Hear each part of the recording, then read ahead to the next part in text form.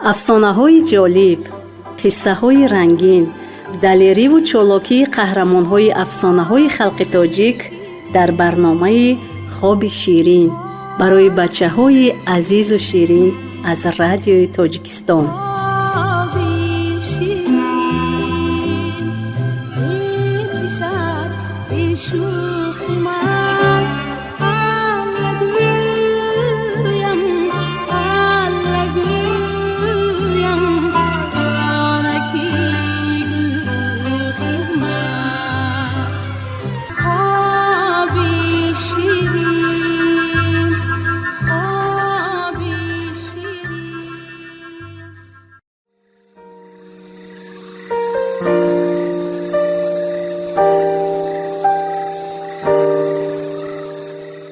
салом асалакони биби.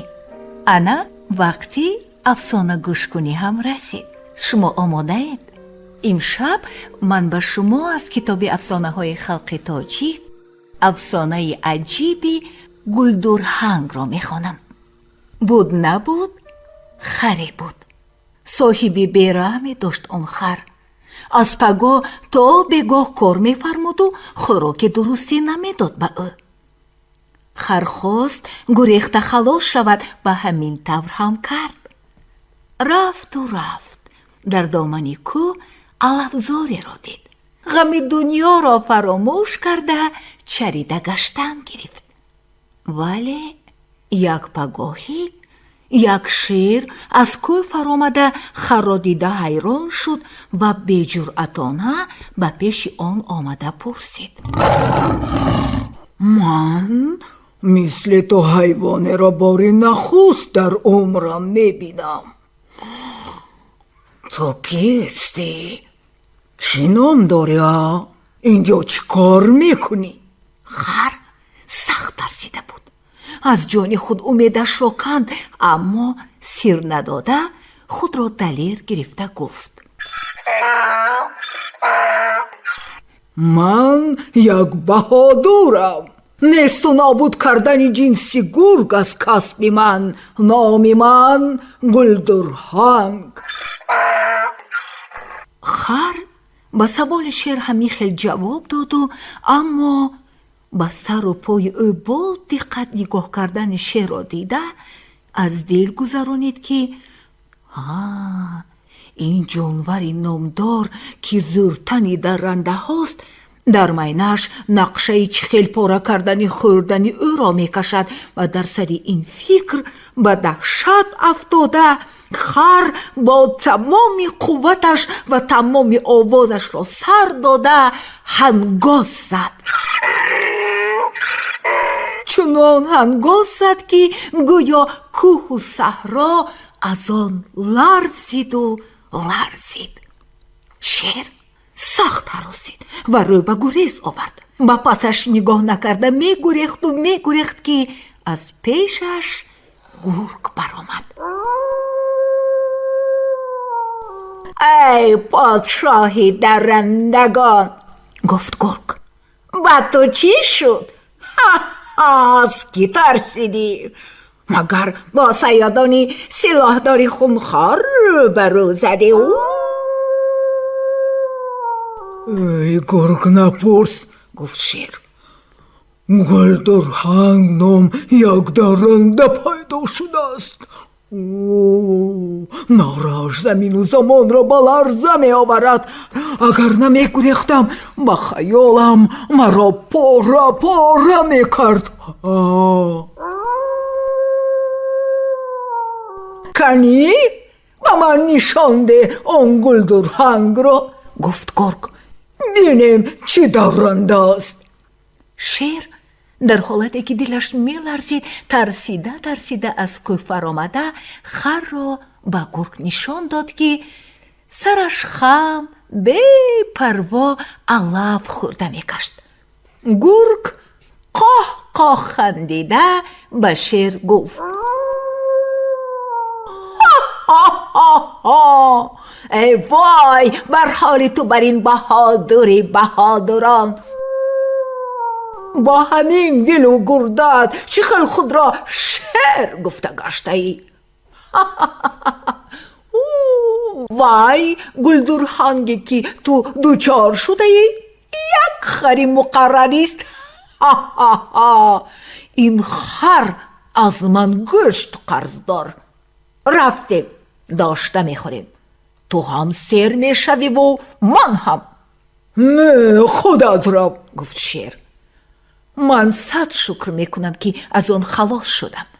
گرگ گفت این طور باشد تو همینجا تماشا کرده است. بین که من رفته چه خیل آن را داشته پاره پاره کرده میخورم. گویان با پیشی خر آمد. خر او رو دیده سایه دیوار شد، یعنی از ترس مثل سایه ناجنبان دیوار شق شده ماند. بعد یک دم کرده خود را به دست گرفت و به گرگ سلام داده و تعظیم کرده گفت ای شاه گرگان، میبینم که تو میخواهی مرا پاره پاره بخوری. اختیارت، مرا علاج خلاصی نیست. لیکن تو نغز میدانی که گوشت سختی پر از رگ و پی خر لذت ندارد. همین را هم نغز میدانی که پدر و بابایان تو که فقط گوشت گوسفند و گوشت آهو میخوردند از خوردن گوشت خر آر میکردند. من آر نمیکنم، گفت گرگ. من تو را همراهی انا اون شیر رو میخورم که تو دروغ گفته او را ترسانده گریزانده. خر گفت گفتم کو من در اختیار تو. تنها میخوری یا همراه شیر میخوری این کار توست. لیکن با تو یک پیشنهاد دارم، گفت خر. تو تمامی عمر پیاده یعنی با پای خود میکردی و از راحتی سوار خبری نداری. آدمیزاد برای آن که به ما سوار شده گردد غم و آب خوراک و جای زیست و زندگی ما را میخورد و به ما سوار شده هر جا که خواهد میرود از عذاب پیاده گردی خلاص. ای گرگ جان، تو هم اقلا یک بار لذتی سواره گردی را چشیده بین. گرگ گفت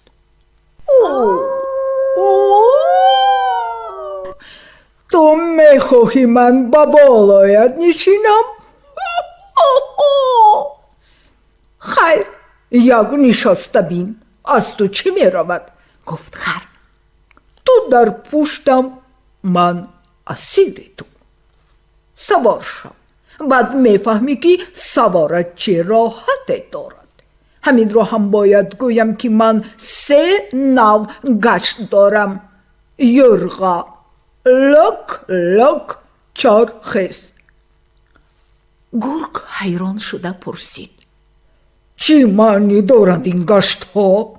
خر جواب داد یرغا یعنی میده قدم زده چون آبی روان آرام رفتن. لک لک همین خیل قدم میزنم که پشتم پیوسته پست و بلند میشود.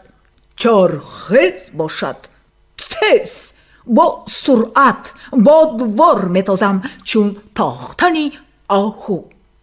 سخنان خر هوس گرگ را آوردند و وی در دلش گفت خیر، یک سوار شده بینم، در واقع چی ضرر میبینم؟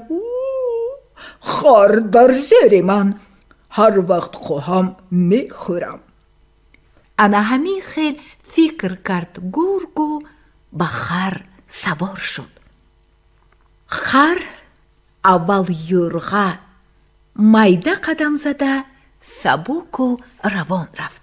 بعد گردنم را سخت دار مبادا نافتی گویان لک لک دوید. سپس به گرگ گفت اکنون نوبتی چارخیز. پایهایت را به شکمم چسبان و چشمانت را پوش که با سرعت میدوم. اگر چشمانت را نپوشی راه به نظرت به عقب دویده ایستادگی بری می نماید و سرت چرخ می زند. گرگ چشمانش را پوشید. خر چرخه زده به دیه در آمده رفت. آدمان در بالای خر گرگ را دیده هر کس هرچی بیل و کلند و کلتک و تیشه و تبر را گرفته آنها را احاطه کردند. ایها، این همان گرگه که گوسفندی فربه و دنبه کلانی مرا ربوده بود، گفت یکی. این گرگ بوزی مرا خورده است، گفت زنی. گوساله مرا خورده رفتگی همین گرگ است، گفت موی سفیده. گرگ خود را از بالای خر به زمین پرتافت و های گریخت و گریخت و گریخت.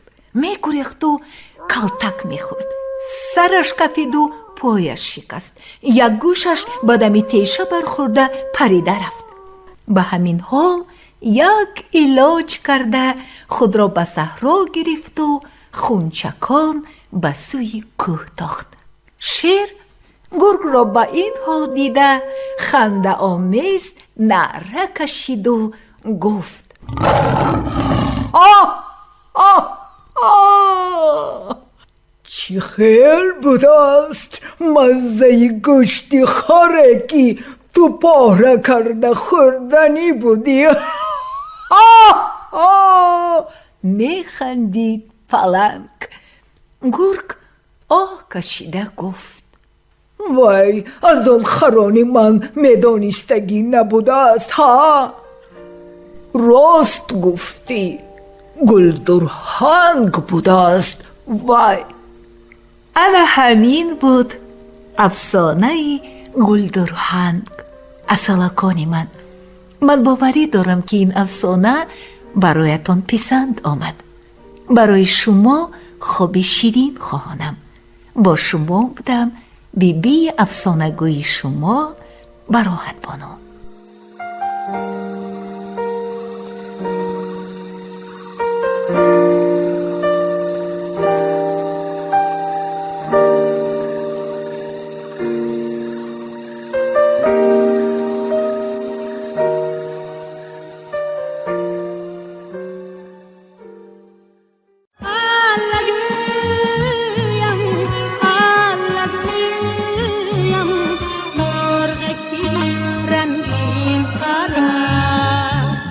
افسانه‌های جالب، قصه‌های رنگین، دلیری و چالاکی قهرمان‌های افسانه‌های خلق تاجیک در برنامه خواب شیرین برای بچه‌های عزیز و شیرین از رادیوی تاجیکستان.